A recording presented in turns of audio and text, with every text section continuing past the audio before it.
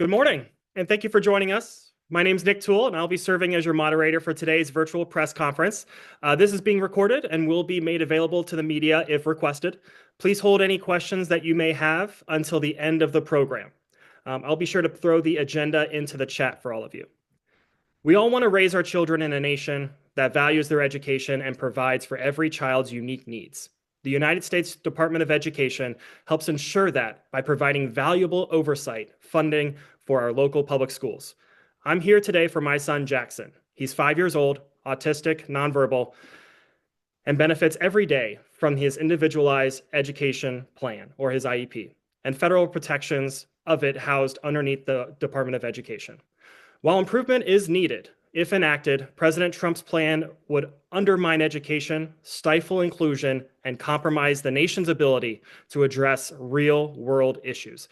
Eliminating the United States Department of Education is the equivalent of giving up on our future. Students need more opportunities, more resources, and greater protections, not less. Today, you will hear from parents and educators of students with disabilities who benefit from federal laws and federal protections overseen by the United States Department of Education. We are not politicians. We are real people. We hope our stories will shine a light on the politically charged rhetoric that has only harmed our kids and weakened their right to an education. First, we will hear from Amanda Sherman, a parent from Wisconsin. Amanda, the floor is yours. Good morning. I sit before you today as a concerned parent and an advocate who has fought day in and day out for my son's right to a quality education. My son, first of all, is brilliant and hilarious. He does have autism and ADHD, and his journey through school has been shaped by the Individuals with Disabilities Education Act. It's also called IDEA. He was diagnosed with autism at just 3 years old. Since preschool, his Individualized Education Program, or IEP, has been more than just paperwork. It has been our shield, our voice, and our constant source of hope. It hasn't just helped him in the classroom, it has empowered us as parents. It has given us a seat at the table, ensuring that when we speak up for his needs, teachers and administrators listen. Without this oversight, I don't know where we would be. His IEP has been a game changer, providing the structure and support he needs to thrive in an environment that wasn't necessarily built for kids like him. Sensory accommodations, daily communication logs, clear expectations, all of these have been crucial in helping us work as a team with his educators. Of course, an IEP can't magically make him love freshman geometry, but it can give him the tools he needs to have a fighting chance. Sitting near the teacher, visual prompts, movement breaks, fidgets, these small, simple supports have made a meaningful difference in his education by meeting him where he is at. More importantly, they help him feel valued and understood and included at school. The Department of Education exists to make sure that protections like IDEA aren't just words on a page. They are enforced, funded, and followed in schools across the country. It ensures that IEPs actually serve the students they're meant to help. It provides the resources and accountability that make these plans possible. It is not a perfect system, but it's a good start. Right now, IDEA is under threat. There are serious discussions about dismantling the Department of Education altogether. Without federal oversight, special education could become a patchwork of inconsistent, unreliable services, leaving kids like my son without the tools they need to succeed. Even more alarming, Linda McMahon, nominee for Secretary of Education, has stated that she would like to move IDEA oversight to the Department of Health and Human Services under the leadership of Robert F. Kennedy Jr. This is deeply concerning to me. HHS may understand medical care, but it does not have the expertise to handle educational policy. Education is not a medical condition. Autism and ADHD are not diseases to be cured. They are differences to be supported and celebrated. And yet, Secretary Kennedy has spread harmful misinformation about autism for years. He has promoted the debunked theory that vaccines cause autism. He has even gone so far as to say that autistic children's brains are gone. That's just scientifically false and offensive. It diminishes the identities, strengths, and the humanity of autistic individuals and those with cognitive disabilities. Even more chilling to me, he has proposed so-called wellness farms, where certain populations, including those taking psychiatric and ADHD medications, could be sent to detox. Let me be very clear. My son does not need to be sent away to be fixed. He needs a school that sees him, understands him, and supports him where he is. That is what IDEA guarantees. That is what we must protect. If IDEA is placed under HHS, IEPs and 504 plans, both designed to provide students with personalized educational support, could be at risk of becoming medicalized. Instead of focusing on inclusion and classroom success, the approach could shift toward medical interventions rather than educational strategies. That would be devastating for students like my son. The Department of Education plays a critical role in ensuring that students with disabilities get the education that they so deeply deserve. Dismantling it or moving IDEA to an agency that doesn't understand education would be a massive step backward. My son needs me on the front lines, fighting for him every single day until I feel he is safe, even when I feel like a tiny fish in a big sea of sharks. So I will continue to advocate lovingly, fiercely, and loudly for him and for your kids too. That is quite literally my job as his mom. Thank you. Thank you, Amanda. And now we will go to Madison in Ohio. Madison? Hi. I'm honestly very nervous to be here, but everyone's told me that I have to be my daughter's greatest advocate, so here I am. My daughter's almost 3. She's wonderful, she's smart, beautiful, funny, and she's autistic. We started our journey about a year and a half ago. All we really noticed is how much she enjoyed lining up her toys and that she wasn't really talking yet. Doctors and family told us not to be concerned. Every kid takes their own path. While this is very true, we could tell there was something else going on, so we pushed for more. While we waited for an appointment with Children's, we tried an early intervention program through our county. They began to see the same things we had and more things we didn't even see or know could be signs of autism. When we started this process, our daughter practically made no eye contact, hardly wanted to interact with us, let alone other kids or adults. She even used to hide under the table at her babysitter's house to keep away from everyone. There was little to no communication of any kind, and we felt like we were completely guessing. It's been a long, crazy year and a half, but it's been so wonderful. We've seen so much change and progress. She's now open and social. She loves hugs and kisses and cuddles. She'll grab anyone's hand and takes them to where she thinks they need to be.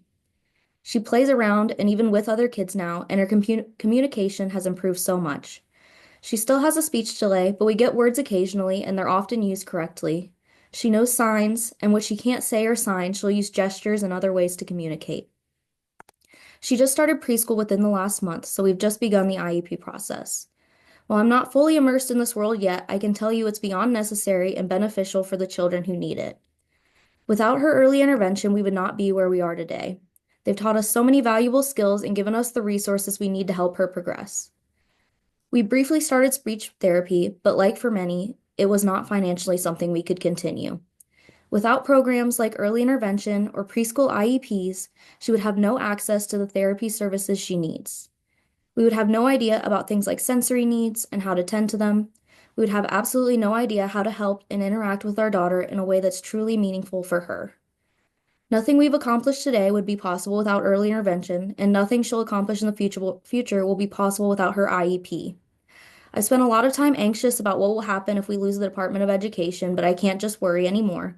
So here I am, doing something I would absolutely never do, to advocate, stand up, and fight for the future of kids like mine. They need us now more than ever. Thank you, Madison. Thank you for sharing your personal story.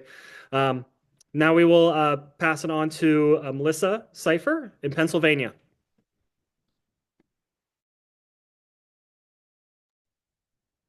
Good morning, everybody. My name is Melissa Cypher, and I'm from Pittsburgh, Pennsylvania. I'm a parent of two boys who rely on the accommodations provided under IDEA and Section 504. As such a parent, I deeply understand the importance of maintaining and enhancing these vital services. I believe we need more, not fewer, resources and oversight to support these programs. Reducing staff and departments that provide these services is harmful to children who have diverse learning needs, limiting their ability to receive the education and opportunities that they deserve to thrive as future members of our society. In my own experience, my oldest child, Aiden, currently in 6th grade, has relied on his IEP since 1st grade to ensure that he gets the necessary accommodations and support. Advocating for him has been a constant challenge, and over the past 5 years, I've witnessed firsthand how broken our system is. We lack the necessary staff, resources, and training to properly guide educational professionals in meeting the needs of children with disabilities. Teachers and support staff sometimes need better training and more resources to effectively support students with unique needs. This current school year, my child is attending a school specializing in autism support, as he was recently confirmed with an autism diagnosis last year. And I've seen a remarkable difference in the approach that they take with him. They provide positive and proactive support and recognize how his disability affects his ability to understand information and navigate his education. However, in the public school system, my son was often labeled as a challenged or bad kid. He was frequently isolated and even placed in seclusion rooms for minor issues, such as refusing to complete work. Positive reinforcement was not common, and there was not much effort to understand the underlying cause of his struggle. Most of the behavior support was administered reactively, which did not help him find success in that school system. Despite his medical autism diagnosis, the district was reluctant to acknowledge that autism was contributing to his challenges.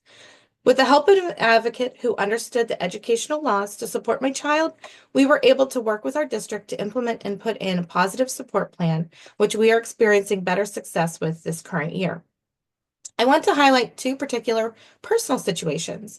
The first relates to the discrepancies in how educational disabilities are not always aligned to a medical or mental health diagnosis. The second situation is one which we did utilize the Federal Department of Education for escalation of a complaint that was initially filed at the state level.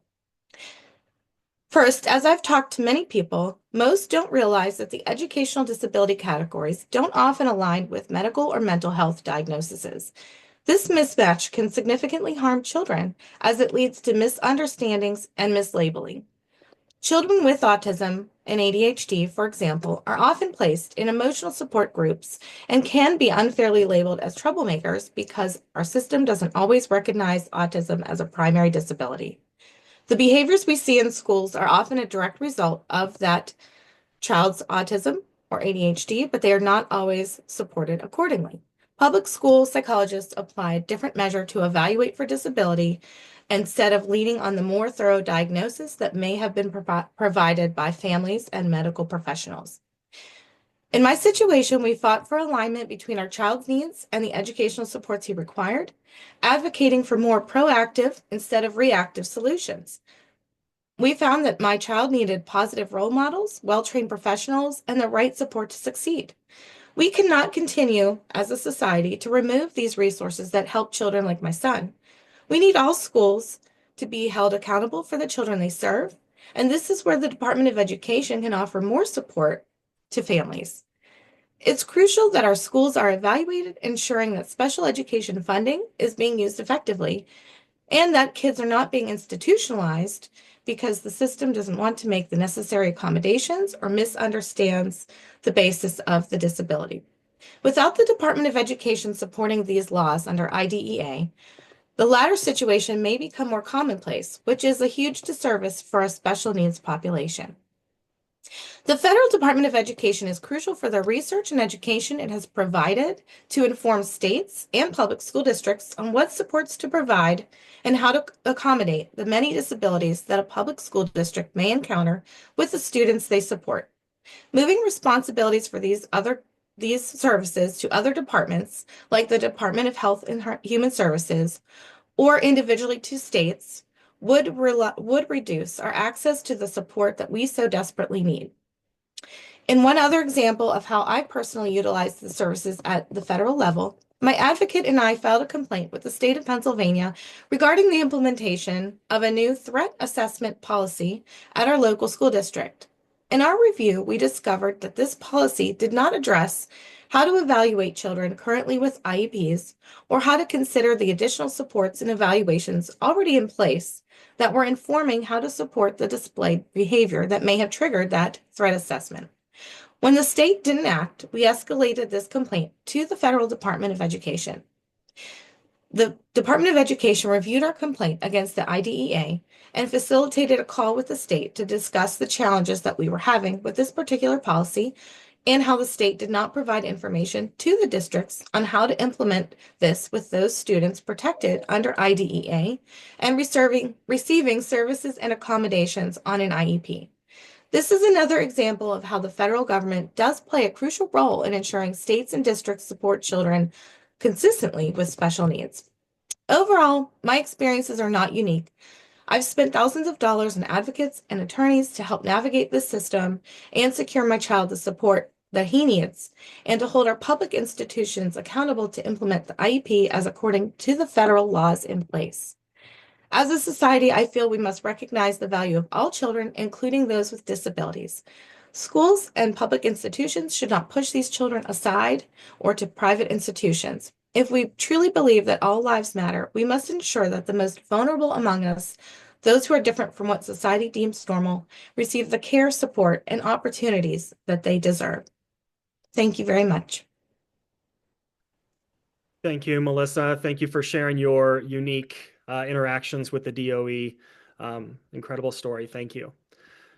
Next, we will turn it over to another Ohioan, Tonya Kelly. The floor is yours. Oh, and Tonya, make sure that you are unmuted. All right. Hello, everyone. My name is Tonya Kelly. I'm a community advocate. I'm an educator, and I am a grandparent of 2 children who are receiving IEP services. It is a privilege to speak in front of you today as both an elementary educator, a grandparent of a child of 2 children who benefit from individual into the crucial role that Taylor's educational support plays, ensuring all students have the opportunity to reach their full potential. Without the department education funding and supports, IEPs, and individualized interventions, many children with academic deficits and emotional behavior disabilities would face significant educational setbacks. Children may struggle to learn in a general educational classroom setting, which could lead to increased frustration, behavior challenges, and lower academic achievements. Moreover, without the proper support in place, students may experience delays in their social, emotional, and functional development, limiting their ability to engage meaningfully with their peers in the classroom, home, and in their communities as they grow up. IEP serves as such a legal requirement. They are essential roadmaps for academic success. IEP's plans empower educators and special education teachers with the tools and strategies needed to differentiate instructions, provide necessary accommodations, and create an inclusive and accepted learning environments for all students to thrive. As an educator, I've seen firsthand how a well-implemented IEP can empower and inspire students, as well as champion our families with confidence to give students the ability to engage in learning in the general education classroom environment. As a grandparent, I have witnessed the amazing impact my grandson, Bryson and Braden, have made this year as kindergarten students, working with their speech therapists, intervention specialists. Small group instructions has provided them significant gains in speech, academic success in the classroom. But more eager, a lot of their hidden disabilities have been positive instead of reactive to learn and grow alongside their peers in their classroom. For IEPs to truly be effective, educators, families, and the Department of Education must collaborate actively. Me and educators across the United States are taking action to champion early identification, advocate for students who have hidden disabilities, implement IEPs with fidelity, and evaluate their impact regularly. Ultimately, we must build learning communities that embrace diversity and empower each student. no matter what color, to succeed on their unique path. I send out a call. Every child deserves equitable, inclusive, and accessible education. The Department of Education plays a crucial role in partnership with educators, legislators, families, and community advocates to ensure individual education programs effectively champion the needs of our students. Thank you for your time today. Thank you, Tonya.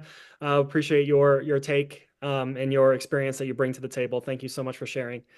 We are now going to pass it on to Nancy Holland, retired special education teacher in Nashville, Tennessee. Nancy? Hi, good morning. Thank you. Thanks everyone for being here. I'm Dr. Nancy Holland. I've spent 30 years teaching in public schools. Most of those years were in the metropolitan Nashville public school system. So that you know my babies are real, I do have a picture to show, which I hope everyone can see. This was one of the classes I had that I really loved. Actually, I loved them all, but I'm here to talk about other issues. I spent 27 years working with children who were identified as needing the support of the Individuals with Disabilities Education Act, also known as IDEA, or Section 504 of the Vocational Rehabilitation Act. When I was in elementary school, there weren't any special education services for children who needed them. I remember one classmate who could have benefited tremendously from these services, but because they weren't available, this classmate was sort of cheated out of a full education. The United States should not regress to that. For America to remain a great nation and continue as a leader of other nations, it is necessary for every student to receive an appropriate education. Eliminating the U.S. Department of Education would threaten the education of many children and young people who need the services of IDEA to be successful. The IDEA supports that my students received allowed instruction to be tailored to their abilities, thereby enabling an education that made them have a better quality of life than they otherwise would have had. Paraprofessional educators are one of the most valuable assets for students with special needs. Paraprofessionals help students with IEPs integrate into the general education classroom academically and socially. Paraprofessionals help facilitate academic instruction as well as helping students interact with their same-age peers. And these paraprofessionals are available through IDEA supports. Students with an individualized education plan are able to continue their education beyond high school. This allows them to continue to develop vocational skills that will help them to become productive citizens. Since my retirement in 2018, I have been substitute teaching. I continue to teach students who are supported by the federal laws. Having the support of IDEA 504 available not only helps the students identified as needing the supports, but benefits all the other students in the classroom. I have subbed in several classrooms where paraprofessionals were working with children in the classroom. This was a tremendous asset. All students would be negatively impacted by the elimination of the Department of Education.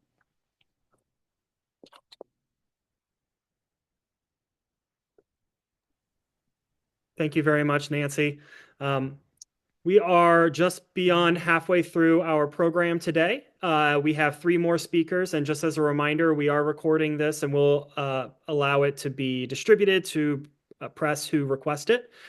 We have 3 more speakers, and we will open it up for questions at the end of our speakers. Now we will pass it on to Claudia, a special education teacher in Arizona. Claudia, the floor is yours. Good morning, everyone. I am a little bit nervous. I speak in front of tiny little humans every day, and it's just different. But I have something that I came up with as far as I am a special education teacher, and I am also the mother of a child with autism who has an IEP and receives services. So I have the perspective of both sides as a mother and a teacher. Raising a child with autism has shaped me in ways that I never expected, teaching them as well. You have to have a lot of patience, resilience, and see what every one of those students hold, their potential. That is with their IEP. Again, it's needed. As an educator, I've seen the firsthand of the transformation power of understanding, support, and individualized learning. My journey has a blend of these two roles, one at home and one in the classroom. And they have each informed and enriched the other. I've learned that when we provide the environment, the accommodations, and the advocacy a child with a disability or disabilities, they can thrive not only in school, but in life. I want to share with you the potential reality we could face if the U.S. Department of Education was to be eliminated. Our little ones are in programs that either they're in a special education classroom all day or they're in gen ed and they're pulled out for services. That is, again, with an IEP. If we lose the funding, it would cut programs and it would raise state or local taxes. In Arizona, we most likely would see a loss of, again, programs, federal funding for those special education programs. What this means is that students with IEPs would have fewer resources and support, which could hinder their educational progress. As a special education teacher, I will be limited to the amount of professional development needed in order to support my students in the classroom. Right now, as a parent, I am able to advocate for my daughter and make sure that her IEP is being implemented as it should be. That is her lifeline. Potentially, I will no longer be able to use her IEP as a mainstream to her educational support because the state can always come back and say, we don't have the funds to support that IEP. That means that therapies that she receives or any educational services in the school setting can be cut back. As a teacher, I will be limited to what I can put on an IEP. I will have to ensure that what is on the IEP is something that the school can fund and they can have in the classroom.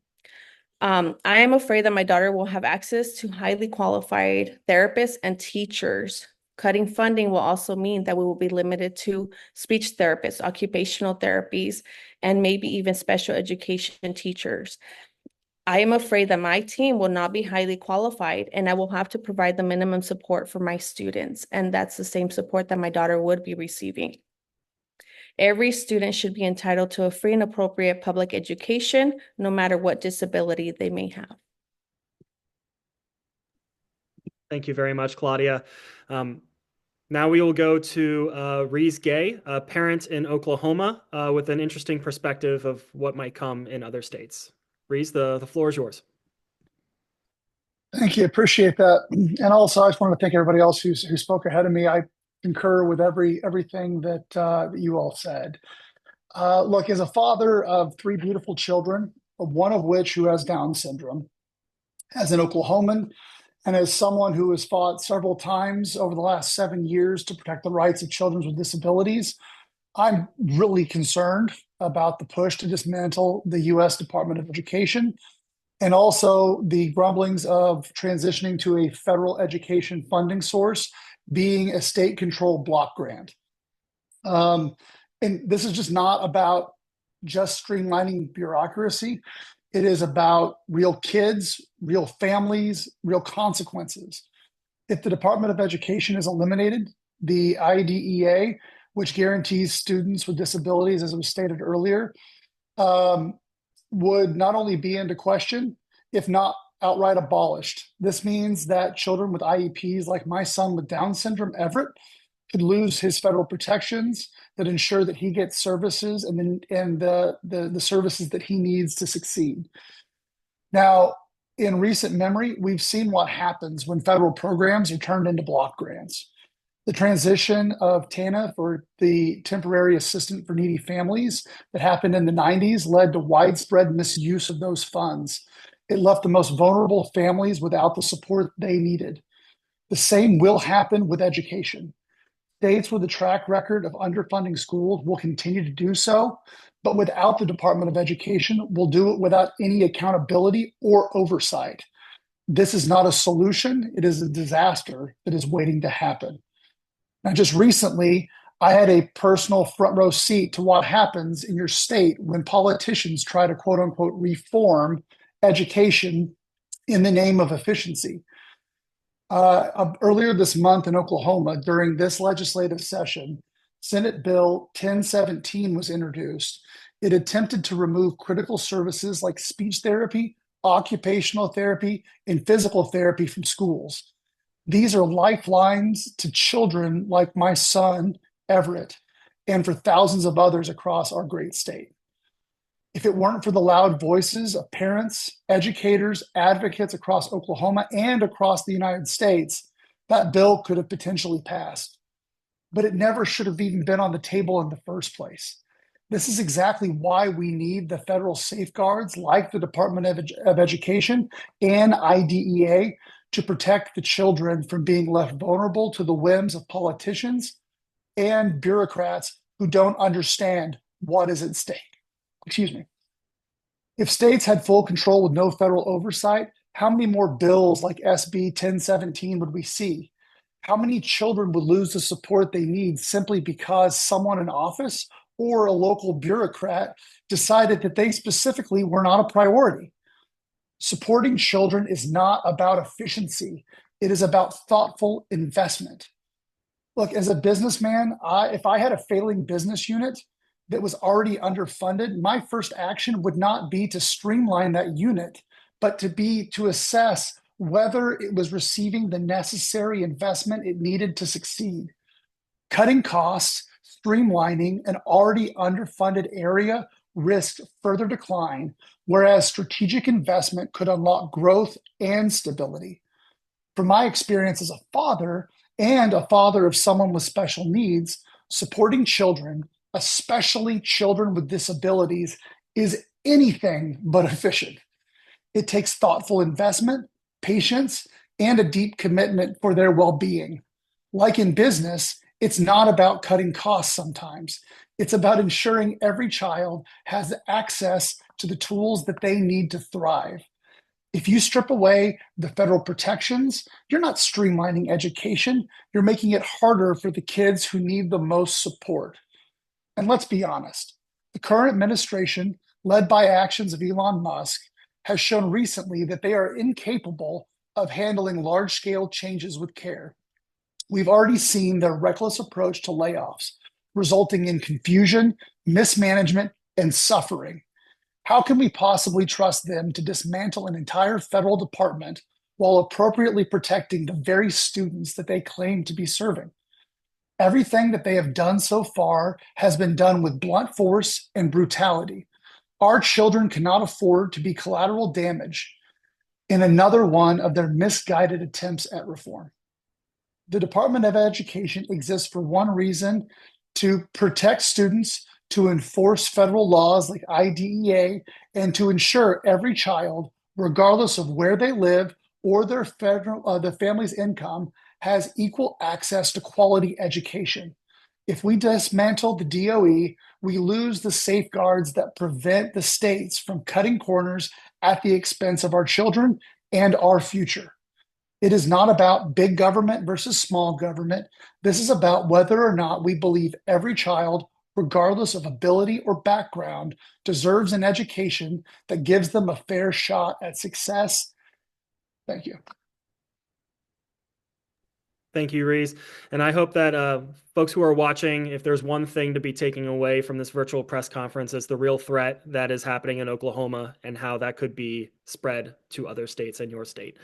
And then finally, our last speaker of the day, Jack from special education teacher and activist from New York City. Jack, the floor is yours.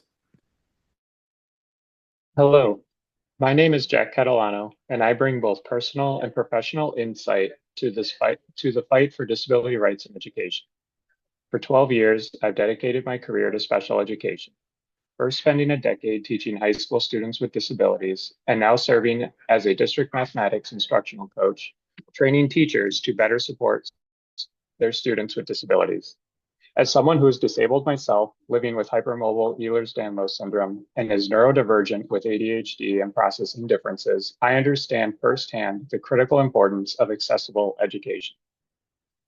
Public education remains America's greatest promise, a declaration that every child, regardless of their background or abilities, deserves the opportunity to learn, grow, and reach their full potential. Our public schools transcend political divisions, serving as the bedrock of communities across our nation.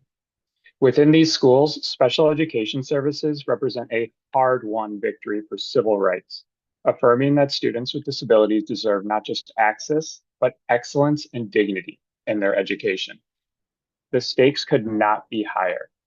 Today, IDEA and the Department of Education protect over 7.5 million students with disabilities, a dramatic improvement from 1973, when only 20% of children with disabilities received any public education at all.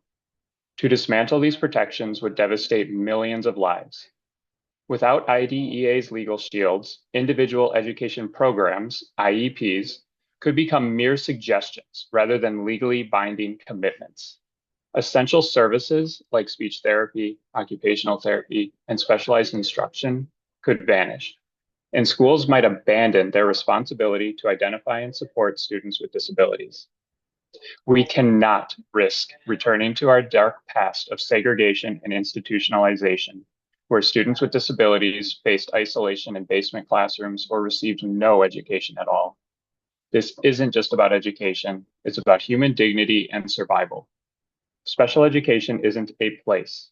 It's a commitment to providing essential services and support that every human being deserves. Students with disabilities don't have special needs. They have human needs, fundamental needs for access, learning, and growth, like everyone else. Let me be crystal clear. Those who advocate eliminating the Department of Education and opposing full inclusion for people with disabilities in all aspects of society are advocating for the continued segregation, degradation, criminalization, institutionalization, incarceration, and murder of disabled bodies. Inclusion for disabled people in society isn't just nice to have. For many, it is life or death. The path forward demands not just maintaining our current protections, but strengthening them, ensuring that every student has the support they need to thrive. Thank you.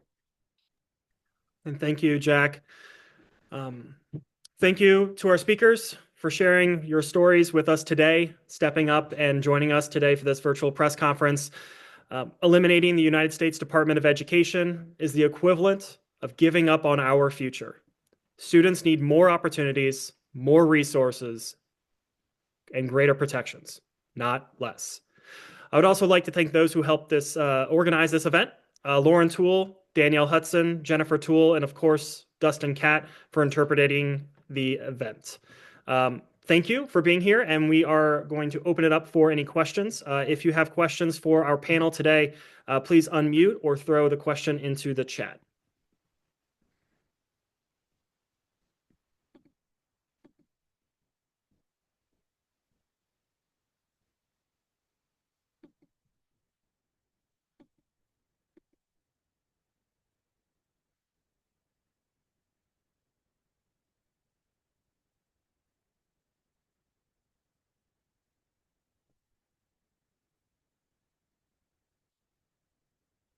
Right. I am hearing no questions, and that is absolutely fine. I put my email address into the chat. If anyone has any further questions or requests for the footage, please direct them to there. We also have the contact information for each of our speakers. If you're looking to do more of a local story with one of them, please make sure you direct those towards that email inbox, and we'll make sure that we connect you appropriately. Thank you again for joining us, and we are very excited to continue this fight. This is not just a one and done kind of situation. We will continue to keep talking and fighting for the kids that we care about and love, because that's what we do as parents and advocates and educators in this space. So thank you so much for being here, and we will see you again very shortly. Take care.